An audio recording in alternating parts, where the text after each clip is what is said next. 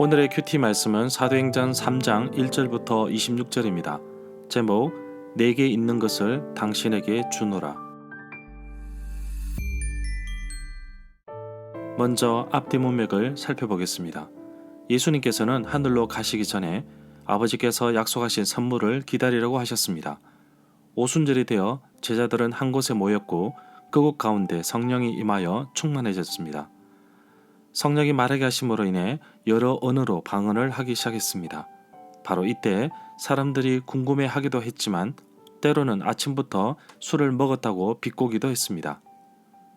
베드로가 성령 강림과 제자들의 성령 충만을 요엘 선지자의 예언과 다윗의 예언을 가지고 설명하였습니다. 베드로의 설교의 핵심은 2장 36절에 나옵니다. 바로 사람들이 죽인 예수 그리스도를 하나님께서 살리셨고 주와 그리스도가 되게 하셨습니다. 이 말을 들은 사람들은 마음이 찔려 어떻게 하면 될지 제자들에게 물었고 제자들은 회개하고 예수 그리스도의 이름으로 세례를 받으라고 하였습니다. 베드로의 설교를 듣고 그날 믿은 사람의 수가 3,000명이나 되었습니다. 그리고 사도들의 가르침을 받고 서로 교제하고 떡을 떼며 공동체 생활을 시작하였습니다. 바로 초대교회가 생긴 것입니다. 성령 강림으로 인한 성령 충만의 사건은 때가 제9시였습니다. 경건한 유대인들은 하루에 3번씩 기도하러 성전에 갑니다. 오늘 베드로와 요한도 제9시 오후 3시에 기도하는 시간이 되어서 성전으로 올라갑니다. 태어나면서부터 걷지 못하는 장애인을 베드로와 요한이 회복시킵니다. 여기서 주목할 말은 내게 있는 것을 너에게 주겠다는 것입니다. 과연 제자들이 가진 것은 무엇일까요? 베드로와 요한은 오후 3시에 기도하는 시간이 되어 성전으로 올라갔습니다. 성전 미문에 나면서 걷지 못한 사람을 만나게 되었는데 베드로는 은과 금은 없지만 자신에게 있는 것, 바로 예수 그리스도의 이름으로 일어나 걸으라고 하며 일으켜 세웠습니다. 태어나면서 걷지 못한 사람이 걷고 껑충껑충 뛰어다니며 성전에 들어가 하나님을 찬양하였습니다. 이런 모습을 본 사람들은 놀라지 않을 수 없었고 베드로와 요한을 보러 모여들었습니다. 이 기회를 놓치지 않고 베드로는 수많은 군중 앞에서 또다시 예수 그리스도를 전합니다. 문단을 나눠보겠습니다. 1절부터 10절은 일어나 걸으라. 11절부터 16절은 기적의 출처 예수 그리스도. 17절부터 26절은 예언자들이 말씀하신 예수님.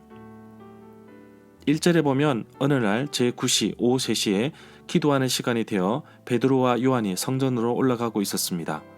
오늘 사도들이 오후 3시 제9시에 성전에 간 것은 기도하는 시간이 되었는데 성전에서 저녁 희생 제사를 드려지는 시간입니다.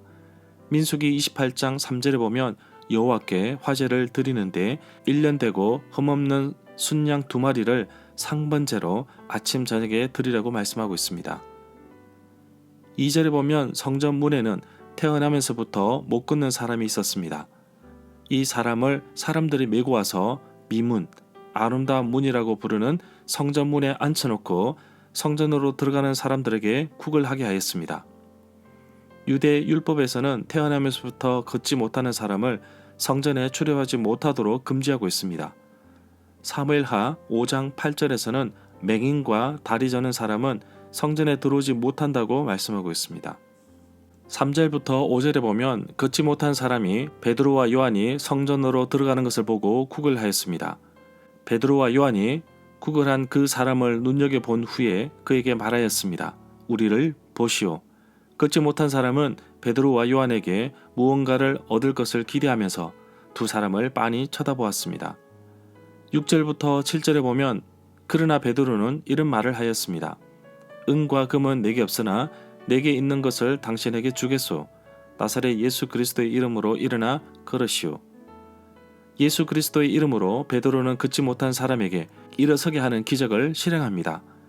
베드로는 12절부터 16절과 4장 7절부터 12절에서 예수 그리스도로 말미암아 회복되었다는 사실을 명백하게 설명하고 있습니다.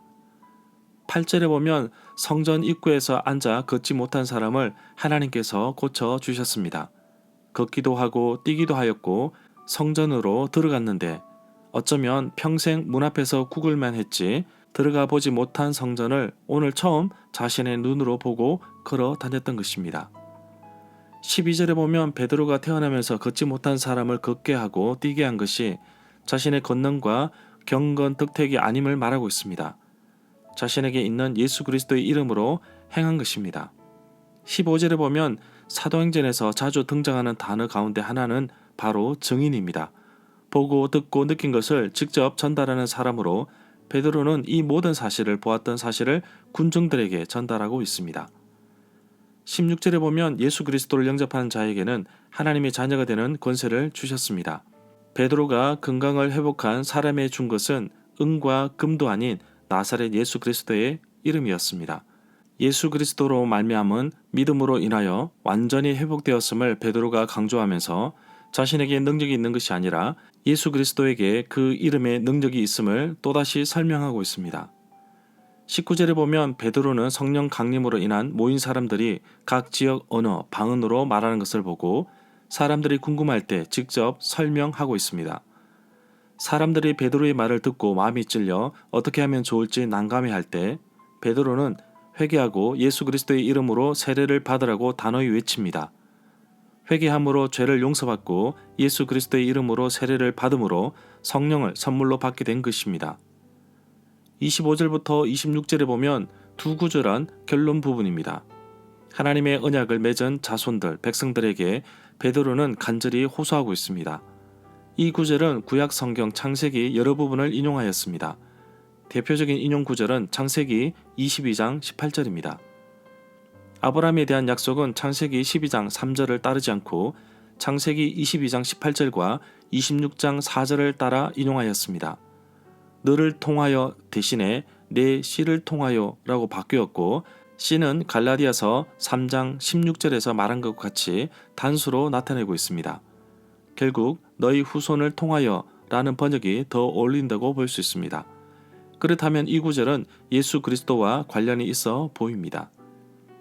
26절에 보면 베드로가 말하고자 하는 것은 바로 예수 그리스도를 통하여 하나님의 언약과 자손인 백성들이 복을 받게 된다는 사실입니다. 이것 때문에 예수 그리스도는 부활하셨고 또한 제자들의 목숨 바쳐 이 사실을 알리고자 한 것입니다. 절마다 상세한 설명과 구절 해석, 핵심 내용과 중심 줄거리는 네이버 블로그에 올려져 있습니다. 내게 주시는 교훈입니다. 베드로와 요한은 은과 금은 없었지만 더 귀한 것을 주었습니다. 바로 예수 그리스도의 이름으로 일어나 걷게 하였고 이 사람은 성전으로 들어갈 수 있도록 하여 하나님을 찬양하도록 하였습니다. 은과 금은 구걸하는 사람이 얼마 동안 편하게 쉬면서 지낼 수 있지만 예수님의 능력과 복음은 이 사람의 평생을 하나님께 찬양하며 지낼 수 있도록 해주었습니다. 이 놀라운 능력이 나에게도 있다는 사실을 기억하기를 원합니다. 성령의 임재와 성령의 충만함을 받았던 제자들은 성령의 능력을 통해 기적을 일으켰고 살아계신 하나님과 부활하신 예수님을 증거하는 증인의 삶을 살게 하셨습니다. 우리도 성령 충만할 때 제자들과 같이 능력 있는 삶을 살 수 있습니다. 비록 보여지는 모습은 다를 수 있으나 하나님께 찬양을 드리고 살도록 이끄십니다. 돈이 인생의 목적이 되어 살아가는 이 땅의 수많은 청년들, 취업 준비생들에게 도전하고 싶습니다. 여러분들은 무엇을 위해 사시겠습니까? 당장 눈앞에 보이는 물질보다 그 너머 있는 생명의 말씀을 붙드십시오. 그리고 베드로와 요한이 말한 것처럼 내가 가진 것으로 다른 사람에게 주노니 정말 내가 이미 가졌다는 사실과 줄 수 있을 정도로 넘쳐나고 있다는 사실도 기억해야 할 것입니다. 나는 결코 부족한 사람이 아닙니다. 바울이 말한 것처럼 세상 사람은 나를 근심하는 사람처럼 여기고 또 보여지지만 실제로 나는 항상 기뻐하는 사람입니다. 세상 사람들의 눈에는 내가 가난한 사람처럼 보일지 모르나 실제로는 나는 많은 사람을 부유케 하는 사람입니다. 세상 사람들의 눈에는 아무것도 없는 사람처럼 보이나 실제로는 모든 것을 가진 사람입니다.